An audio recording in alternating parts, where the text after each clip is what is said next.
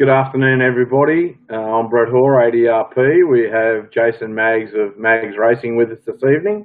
We're just going to hang around for 30 seconds or so and let you all hop online and see how many people are interested in today's announcement. Good afternoon, Jace. G'day, how are we?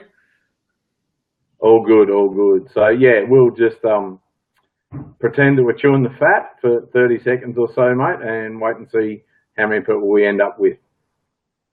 No problem. I like that hat you got, Brett. Yeah, it's a very, very nice hat. We'll get to the hat. We'll get to the hat.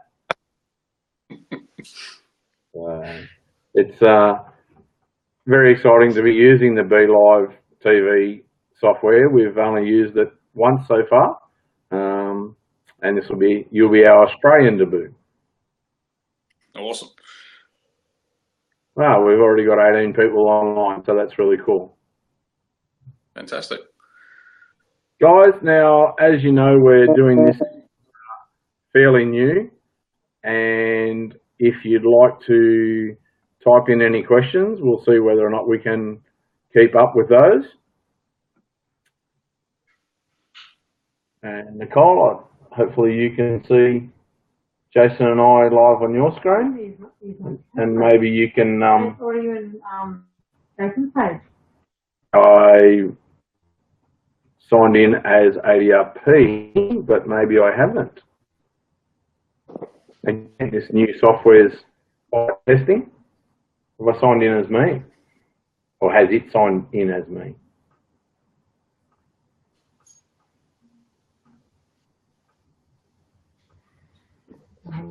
Yep.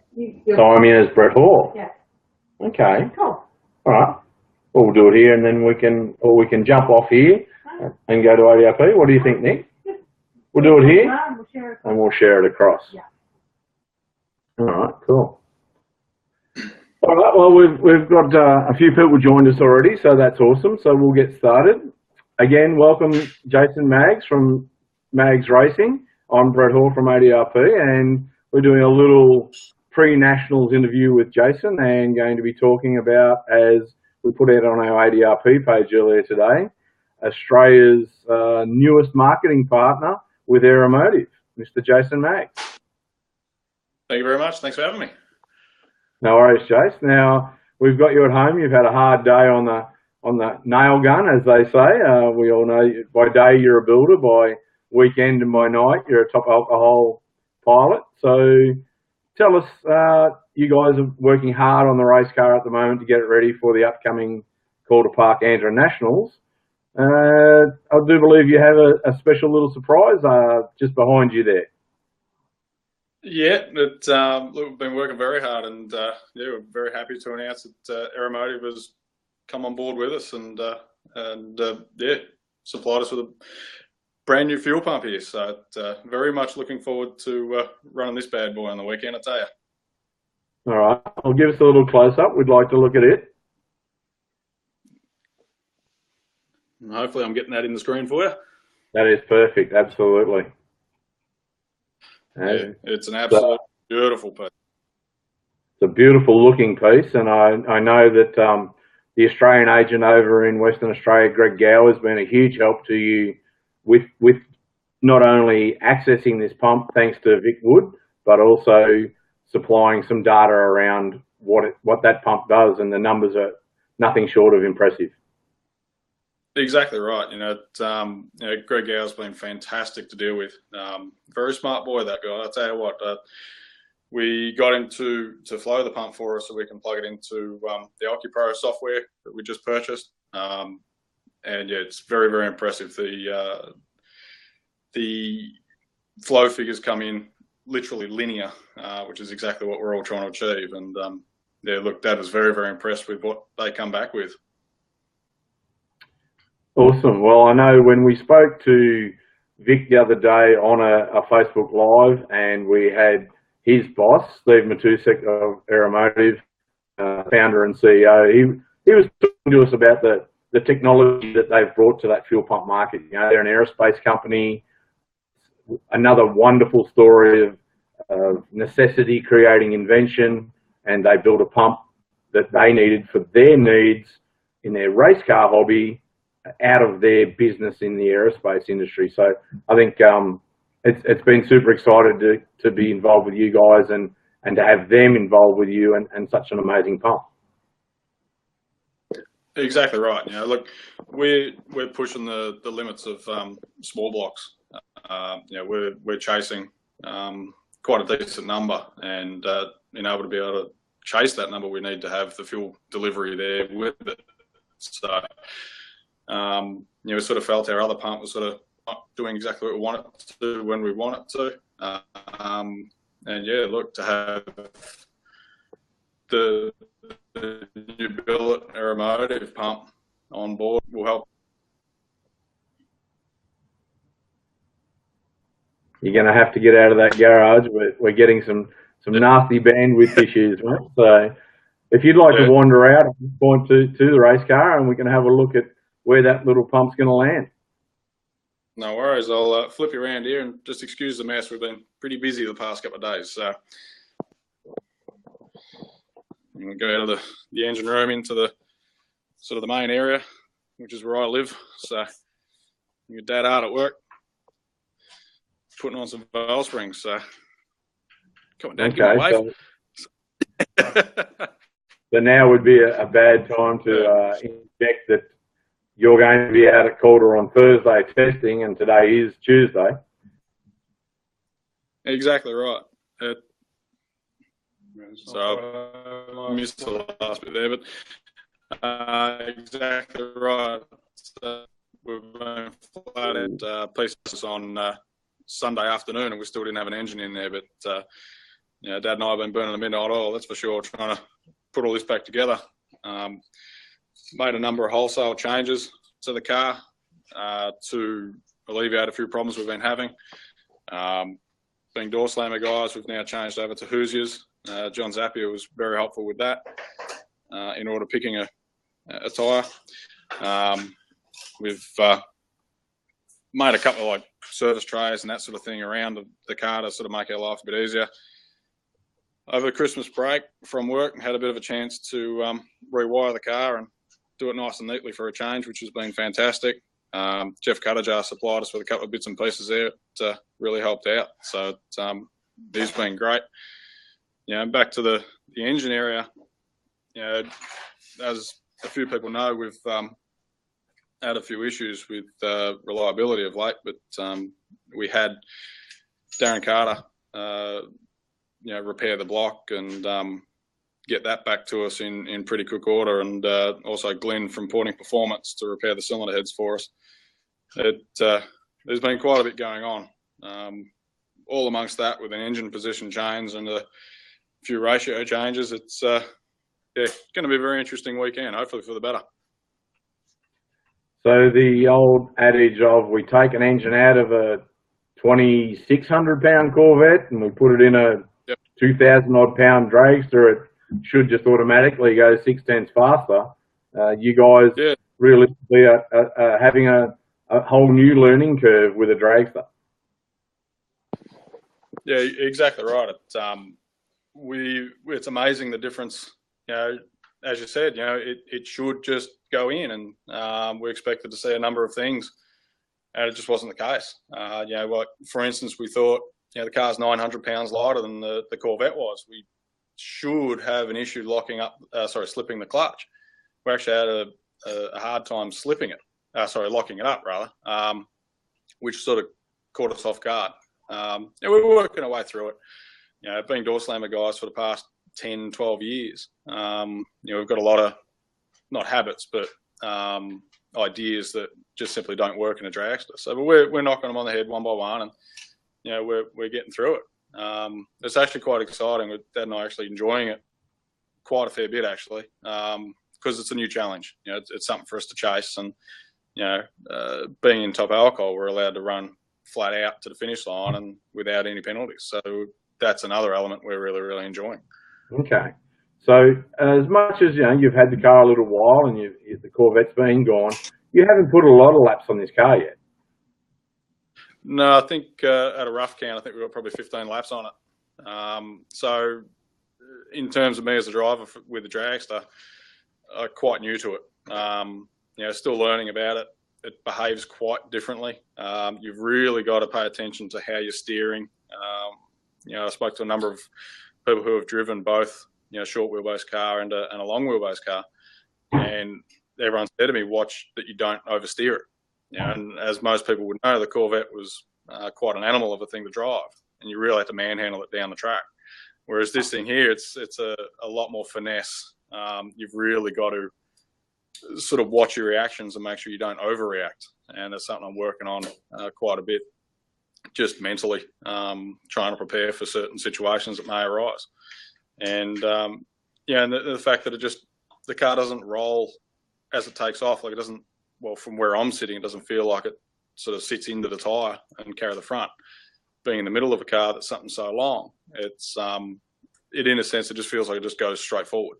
So you don't feel the tyre, wrinkling up and the back of the car sitting down, which was another thing. It's only minor, but it's just another thing that you've got to get used to. So it, and the push through the mid section of the track is far greater than the Corvette ever was. Which is an awesome feeling, let me tell you. So you've spoken about a whole bunch of nuances that you've had to pick up.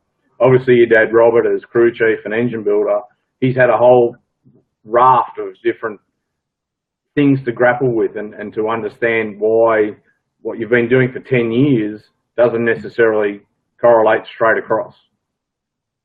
Yeah, exactly. We speak about that quite a bit. Why isn't this thing doing what we think it should be? And it seems to be that we're loading the tyre quite a bit harder than we thought we ever did with the Corvette. Sort of more by virtue of the fact that we've got probably 85% of the weight bias on the rear. So in a sense, we've got all the static traction in the world compared to what we're used to. So the engine tends to see a lot more load than we thought. Being a lighter car, you don't think you're going to load the tyre harder, or at least we didn't anyway. But so the engine wants more fuel. We had plenty to cover it, but we've seen some things with fuel delivery issues that's been causing a number of issues that we've found, and we feel we've addressed them now. So hopefully we can get back to our days of reliability.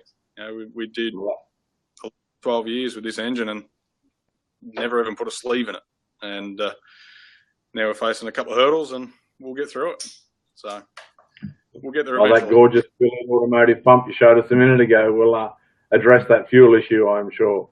Exactly right. Now that will certainly help. That is an absolute beautiful piece, and can't wait to see how that thing goes. Very, very excited. Yeah, look, I mean, I know I speak on your behalf and your dad's, and certainly Nicole and mine. We couldn't thank Vic Wood at Aeromotive enough for the ridiculous assistance he allowed us to get this pump here on time. It was a short time window. They're on the other side of the planet. You've got Greg Gower on the other side of this country. We were dealing in 3 different time zones over the Christmas break, and you just could not have asked for a better company to have dealt with than Aeromotive. No, exactly right. And that's the thing. As you said, Christmas was in the middle of it all, and it was a massive task just to get it all to happen, and they got it done. And can't thank them enough. Honestly, really can't. Hopefully we can do them proud on the weekend. Well, speaking of which, now when you're out at Sydney, you had some damage, you had a few issues, but the car went, from my memory, 6.0 on a aborted path, let's say. Yep. Look, for what happened through that run, like we had quite a lot of shake and quite a lot of, we smoked the tyres, literally through the last half of first gear and the first half of second gear. So she was turning them quite well, something we've never experienced before, and still ran 608, and it was a very decent pedal with that as well. And from what we've found, it had been nosing over as well, which is, people always ask me, can't you feel it? Well, my answer to that is, this car pulls so much harder through the back half of the track than the Corvette ever did. So to me, this thing feels like it's going gangbusters. But since our data's now shown it, and we've really gone through it, she's actually been nosing over. So, it's something for me to start paying attention to, and I've had nothing to compare it to. So to me, it feels great. But in saying that, it's showing a whole lot of potential in regards to where we want to go. We've got numbers in mind that we want to achieve, and looking at the data and how easily this thing's doing it, and how badly things were going wrong, and it's still running those numbers. It's very exciting for what is in the future. I don't see some big numbers, and even being competitive with a 375 cube motor in top alcohol running 540 cubic inch motors, and that I don't see that being an issue in the not too distant future. Well, I know your dad's really looking forward to serving it up to some Hemis, so we'll be very excited to see you out there Thursday at Calder, having maybe a couple of shakedowns and a test, and obviously taking on the fastest funny car in the world, alcohol funny car in the world, because I believe John Canooly's making the trip south, so it'll be a very interesting field. I'm trying to get a hold of the track prep guys out of Calder to try and make my lane a little bit better than John's. So we'll see how that goes down. I don't know how much I'm going to pay him yet, so we'll see. Well, we've all seen John drive, and I think he can do a John Zapier, as you quoted before, and drive it in the grass to a 540 the way John drives. Yeah, exactly. He's a good steerer, and quality team there. That to run the numbers those boys do, it's very, very impressive. But at this stage in our sort of program, we'll be there to keep them honest. So awesome. We'll see how we go. Right. You never know. Drag racing. That's exactly right. Mate, we'll let you go. Thank you so much for your time. We're so glad that Aeromotive have seen the potential in the fastest small block powered vehicle on the planet in Manchester. We'll be out there cheering our hardest on Thursday, Saturday and Sunday, and implore everyone to get down and shake your hand, have a look at the Mighty Mouse, and support drag racing in this great town of Melbourne. Yes, no, thank you. And by all means, everyone just come around. We've got plenty of posters, plenty of stickers, plenty of Sharpies there to sign anything you want. So, come down and enjoy the atmosphere. It's shaping up to be quite a good event. Excellent. Thanks so much for your time, Jace. We really appreciate it. And we'll let you get back to helping your dad so that he doesn't give you the sack. Yeah, hopefully he don't give me the sack. So, no worries. Look, thank you very much. Appreciate it. Thanks, Jace. No worries. Thanks, Brett. See ya. All right, guys. Well, there you have it. We've been very fortunate to sneak into the Mags Top Alcohol workshop this evening. And yes, I still have my collar pop. Thank you, Nicole. It's got to be the trademark.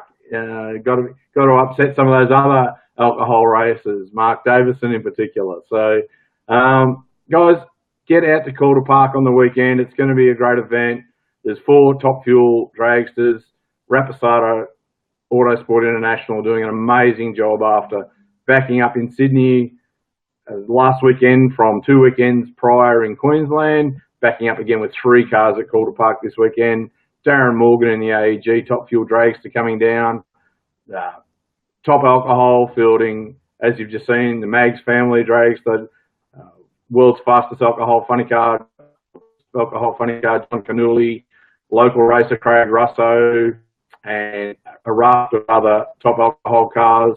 It'll be a great event, and make sure you get out there. Thanks so much, guys. Again, thanks to Vic Wood, Steve Matusak from Aeromotive for the amazing support they're showing this great family race team in the Magses, and we look forward to seeing you all out there soon. Ciao, guys.